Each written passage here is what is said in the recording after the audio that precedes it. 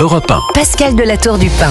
Bonsoir à tous, c'est Europe 1 Soir Week-end. Je suis très heureuse de vous retrouver, on est samedi. Nous sommes en direct 2 heures pour vivre l'actualité, la décrypter avec les éditorialistes, les journalistes et les invités. On va aborder beaucoup de sujets, on va parler de l'intelligence artificielle.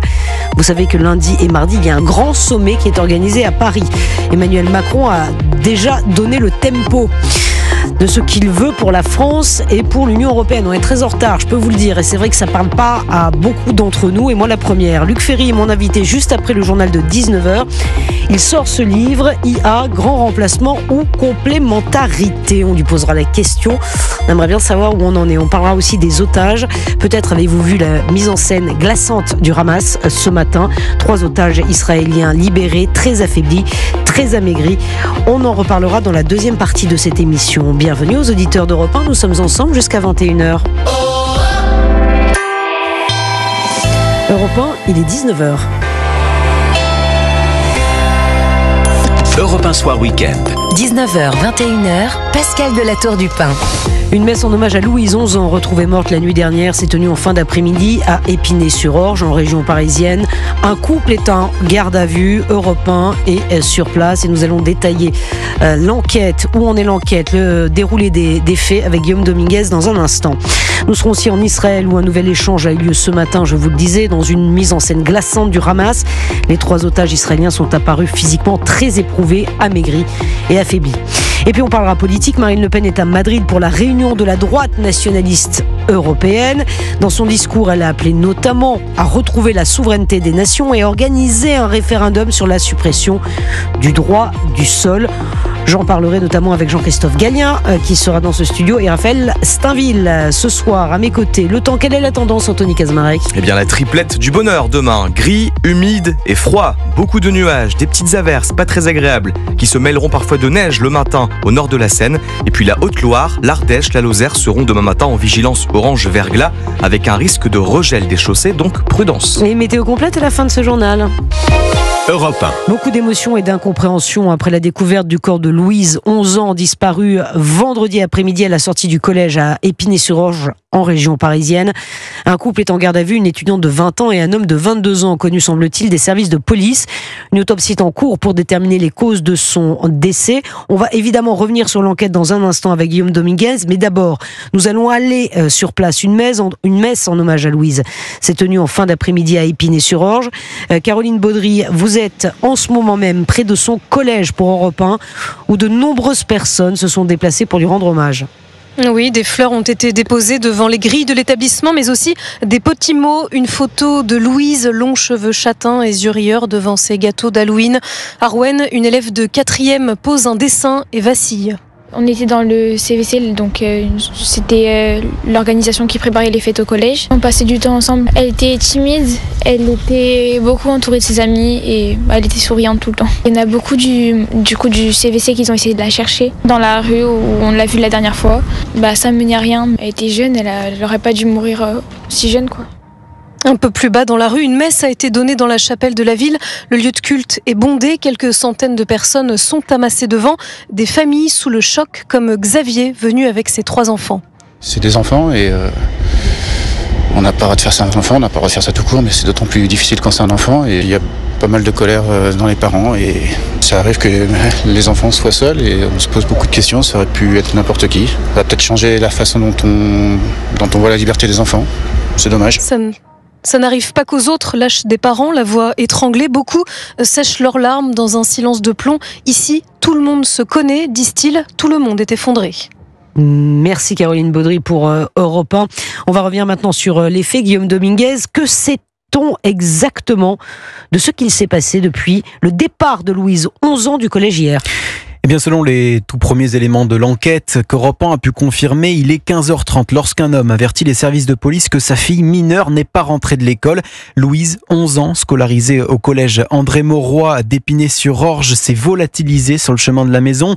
Immédiatement, compte tenu de l'âge de l'enfant, une enquête pour disparition inquiétante est ouverte. Vêtue d'un bonnet noir, d'une doudoune bleue et de chaussures blanches, Louise est rapidement repérée sur les caméras de surveillance de la ville, un peu avant 14h, au niveau d'un passage piéton à seulement 300 mètres de chez elle. Seulement voilà, les enquêteurs suivent sa trace jusqu'à l'entrée d'un bois, le bois des Templiers, où elle disparaît sur place. Les forces de l'ordre vont déployer d'importants dispositifs de recherche, des brigades cynophiles, un drone et même un hélicoptère. Le corps de l'enfant est retrouvé dans le bois aux alentours de 2h du matin. Selon les informations d'Europe 1, la jeune fille a été retrouvée le visage tuméfié. Elle aurait reçu également plusieurs coups de couteau.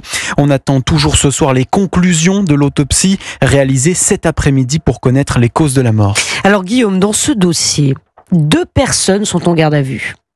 Oui, le parquet d'Evry a confirmé qu'un couple âgé tous deux d'une vingtaine d'années ont été arrêtés la nuit dernière à leur domicile. Un homme correspondant au signalement du jeune homme, selon les informations d'Europe 1, aurait été aperçu sur les caméras de vidéosurveillance. Un jeune homme connu des services de police, notamment pour vol avec violence.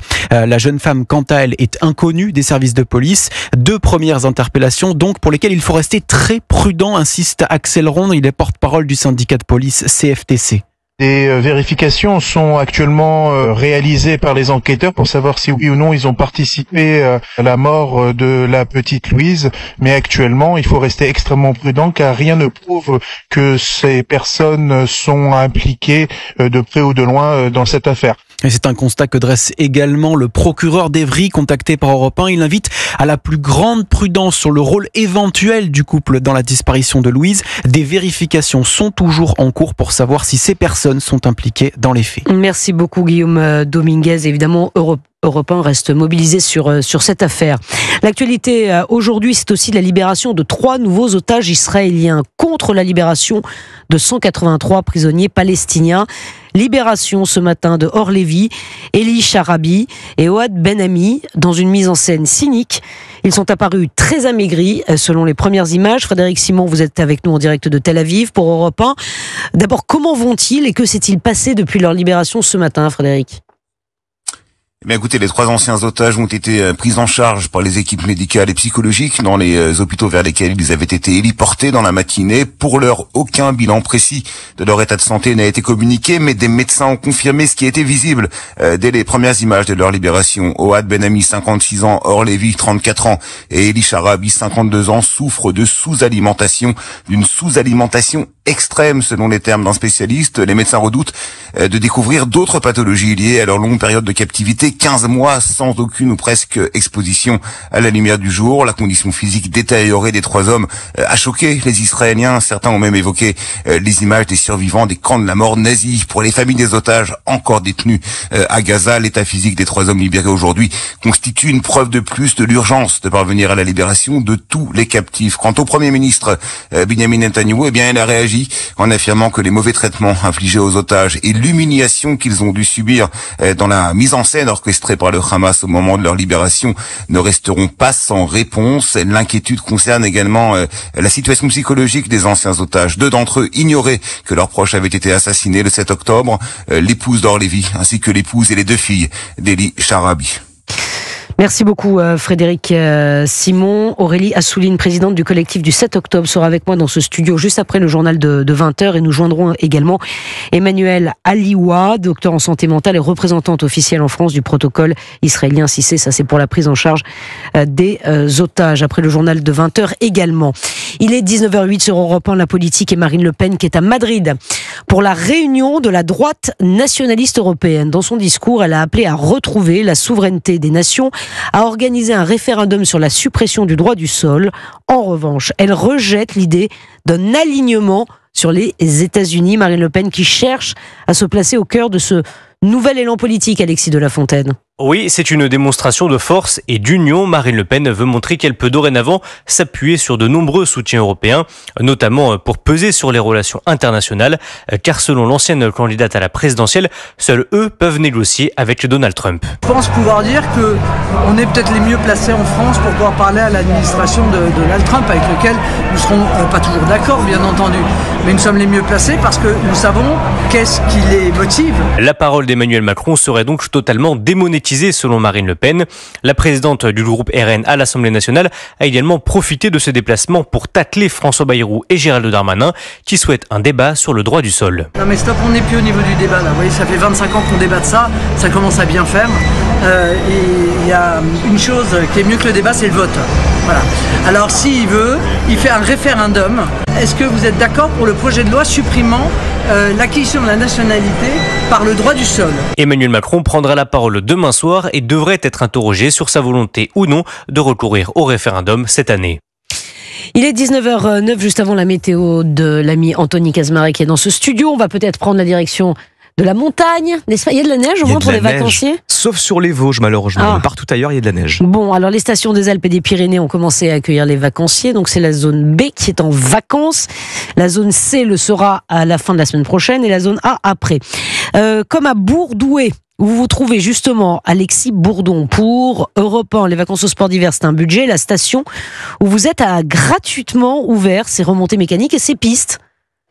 Oui, pas besoin de prendre un abonnement pour profiter de la neige ici à Bourdouaille. Dès aujourd'hui et pour plusieurs jours, descendre les pistes de cette station familiale ne coûte pas un centime. À l'origine de cette offre unique en France, la volonté d'une station de faire profiter les sports d'hiver au plus grand nombre, selon Henri Jean, le maire de la commune. Le but, c'est de recevoir beaucoup de parents et de grands-parents qui viennent avec leurs petits-enfants.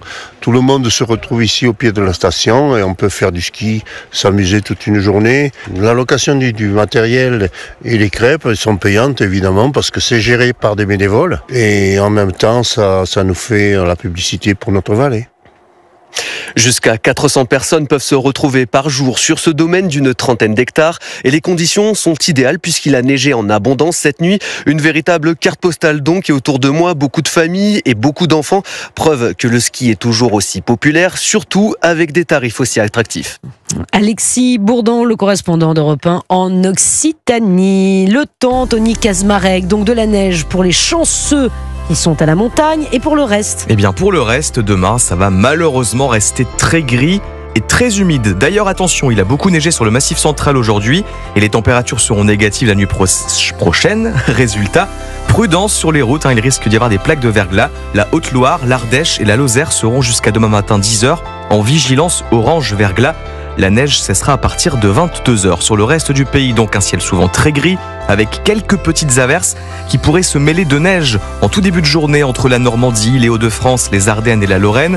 Et puis une nouvelle perturbation va arriver par la côte atlantique et elle gagnera dans l'après-midi la Nouvelle-Aquitaine, le Limousin, l'ancienne région Midi-Pyrénées. Ailleurs, ce sera encore assez gris avec des petites averses, mais quelques éclaircies quand même sur le nord de la Bretagne et sur la plaine d'Alsace. Et puis dans le quart sud-est, retour d'un temps beaucoup plus calme et ce sera dans les Alpes que vous aurez les plus belles éclaircies demain. Voilà pour l'état du ciel. Et les températures, Anthony, c'est important. Alors ça reste froid, mais bon, rien d'exceptionnel. Des petites gelées au réveil vers le Massif central, vers les Pyrénées, la Bourgogne, le Grand Est, la Normandie. 2 degrés à Bordeaux, 3 à Paris et à Lille, jusqu'à 8 à Nice. Et dans l'après-midi, comptez entre 4 et 9 degrés sur la moitié nord, 8 à 16 dans le sud. Là, c'est globalement normal pour un mois de février. 4 à Langres, 7 à Lille et à Dijon, 8 degrés à Paris, à Lyon et à Bordeaux, 11 degrés à Toulouse, 15 à Nice et 16 à Ajaccio. Merci beaucoup, Anthony. À tout à l'heure pour le point météo. Il est 19h12. Dans un instant, Luc Ferry, philosophe, ancien ministre de l'Éducation nationale et auteur de l'ouvrage IA, grand remplacement ou complémentarité dans ce studio. Est-ce que nous sommes à la veille d'une révolution de l'IA? Qu'est-ce que cela va changer concrètement dans notre quotidien, dans votre quotidien? Chers auditeurs d'Europe 1, quelle place pour l'Europe face aux géants américains et chinois? Est-ce que les ambitions d'Emmanuel Macron, qui veut accélérer sur le sujet, sont à la hauteur? On va lui poser toutes les questions. Parce que peut-être qu'on est un peu en retard, nous la France, à la veille de ce sommet qui commence lundi et mardi, puis on parlera politique aussi avec Luc Ferry. À tout de suite.